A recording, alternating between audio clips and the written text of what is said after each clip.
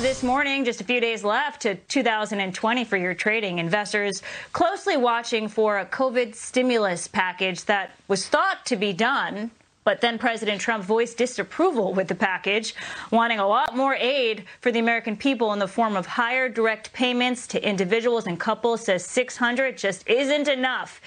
Here now, Leventhal Global Advisors President Dominick Tavella. Also joining the conversation all morning long, we have Forbes Media Chairman and former Republican presidential candidate Steve Forbes and IWF Senior Policy Analyst Patrice Lee Onwuka. Welcome, everybody. Thanks for joining us this morning. Good morning. Good to be Dominick, with you. I want to start with you.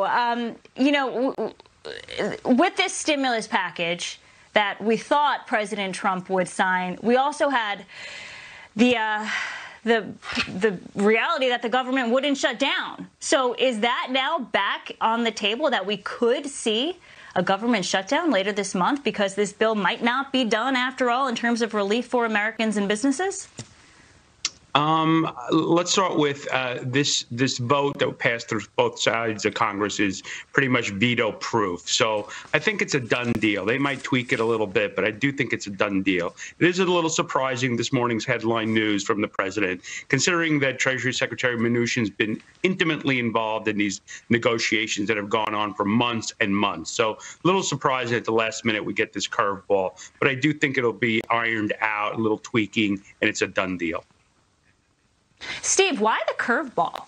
You know, if Treasury Secretary Mnuchin is speaking with President Trump and he's up to date, why this all of a sudden? That's a good question, but I think what the president should have done if he was going to do that is have a trade-off. That $300 a week upping of the unemployment benefits in certain parts of the country is going to make it for about several million people more worthwhile not to work than to work.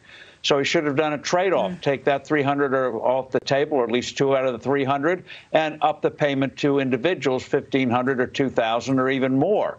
And I think most people would have taken that trade because that way you get a big bunch of cash right away instead of doling it out piecemeal over the week. He's right, $600 is not enough.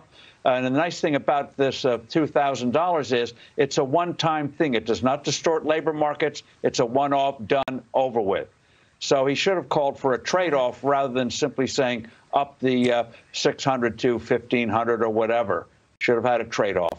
Yep. Yet here we are. Patrice, you know, a lot of Americans are just so struggling right now to make ends meet and not sure where the next or when the next check is coming. Do you think that many of them said, you know what, we know the government is going to do something. Let us go out and spend big on Christmas presents anyway, because we'll be getting something at some point? Or no? Do you think they saved whatever money they do have? Sure. Well, I think those people whose jobs have been unaffected by, shutdowns, they've been fine and they've been spending big online. I think it's those people who, are in a more tenuous situation. And I think those are the folks who are struggling much more, looking at, their rent, their mortgage. Are they willing or able to make it happen? And I do think they were looking to Washington to actually get something done. And so, I think those are the folks who really needed the aid. And while I understand the desire to ensure that everybody gets a really nice fat check before Christmas, I do think we needed to ensure that aid is really targeted to those people who are really hurting, rather than just a broad check to everybody. And, a lot of Americans are just going to put that in their savings account, which is fine for savings, but it's not going to be the stimulus for the economy that I think people would expect it to be. Yeah, Dominick, let me bring you back in here. We have a flood of economic data out later this morning in about 2.5 hours from now. Jobless claims, November personal income and spending, speaking of the Christmas holidays, and then durable goods orders for November. So it's going to be a data dump. What are you looking at most intently?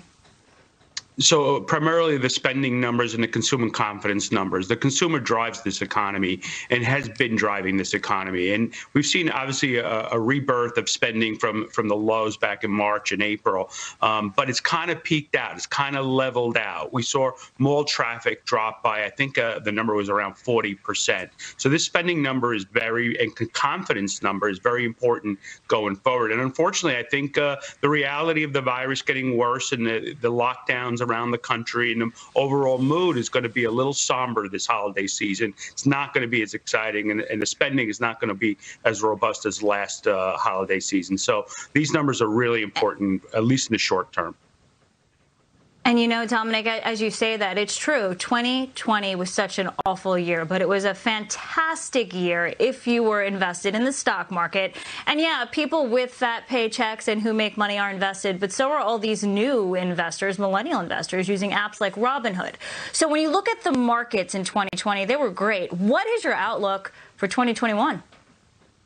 So back to our consumer, I think of a dimmer switch, and as the lights come back on in the first part of next year, the consumer and employment numbers are going to get better. And as all this positive data comes in, spending comes more back into the economy, then I think the economy takes off. There's a lot of pent-up demand, which may not come into fruition just in the next couple of weeks, but will come into fruition over the first and second quarter next year. So we might have a bumpy first quarter or so as the economy starts to reopen, as the virus starts to dissipate around the country and around the world.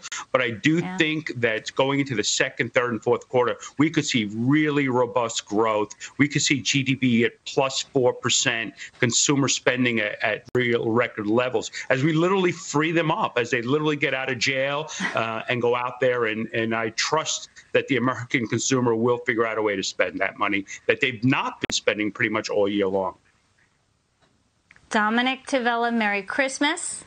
Do you guys do the Seven Fishes tomorrow night or no? I don't know if it'll be 7. And again, this is back to our theme, not as robust and as crazy as usual, but it will be celebration time around the Tavella household and lots of fish. I had to ask a fellow Italian that. See you later, my friend. God bless. And we're Merry just getting Christmas. started this morning.